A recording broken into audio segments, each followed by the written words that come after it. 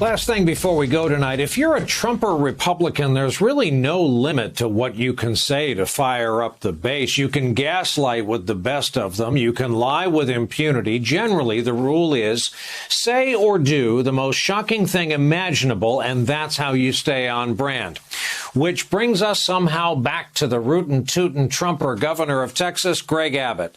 His state doesn't have a dependable power grid, and yet he's going to build his own wall on the border, and he's being richly rewarded by a visit from his guy Trump next week. If Abbott wants to, say, run for president, he must be more further ensconced in a particular area of Trump's anatomy than even Ron DeSantis of Florida, and that won't be easy. Sure, the pretend outrage over critical race theory helps Abbott. So does the voter suppression bill he's been working so hard to enact, and that guns for everyone legislation he signed.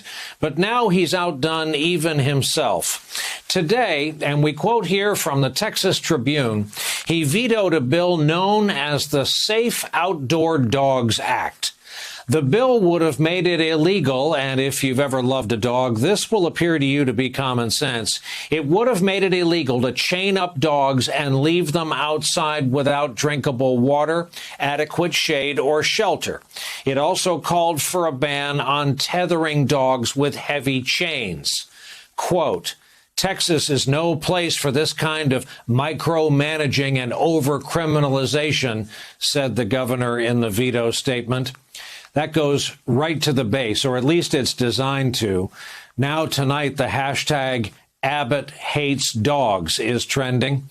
Remember the rules when you're trying to appeal to that Trump base. Nothing can be shocking or outrageous enough, because Abbott figures apparently dogs can't vote. And really, what have dogs ever done for us?